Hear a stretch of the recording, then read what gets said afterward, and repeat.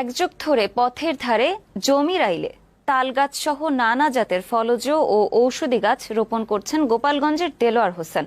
স্থানীয় কৃষি অফিসের কর্মকর্তারা জানান, তাল গাছ পরিবেশের ভারসাম্য ও বজ্রপাত থেকে মানুষের প্রাণ রক্ষা করে। দেলোয়ারকে জেলা পরিষদের পক্ষ থেকে সহায়তার আশ্বাস দেওয়া হয়েছে।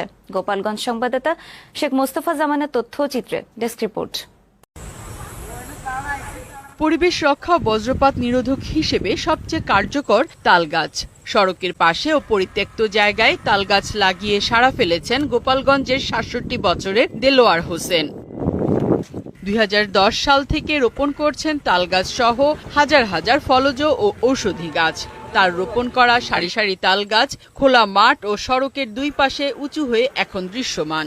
তাল গাছগুলো বড় হয়ে আসবে, এই যে আকাশের যে বজ্রপাত হয় সেই বজ্রপাত থেকে রেহাই পাওয়া। দেলোয়ার হোসেন জানান, বজ্রপাতে মৃত্যুর সংখ্যা বাড়ায় তাল গাছ রোপণের উদ্যোগ নেন তিনি।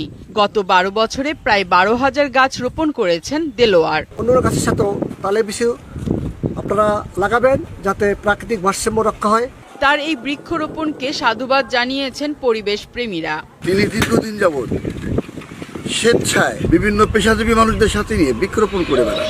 দেলোয়ারের এমন উদ্যোগে সরকারি সহায়তার আশ্বাস দেওয়া হয়েছে স্থানীয় প্রশাসনের পক্ষ থেকে। বিষয়টি যেহেতু পরিবেশ রক্ষার জন্য, পরিবেশের ভারসাম্য রক্ষার জন্য, সুতরাং আমি চেষ্টা করব যে তাকে সর্বোচ্চ অনুদানটা দেওয়ার জন্য। সকল কৃষক ভাইদের অনুরোধ জানাবো, আসুন আমরা তাল গাছ লাগাই, সহজে এটা লাগাতে পারবেন। পরিবেশ রক্ষায় তাল গাছ সহ অন্যান্য গাছ লাগানোর তাগিদ দিলেন তারা। ডেস্ক রিপোর্ট, বৈশাখী সংবাদ।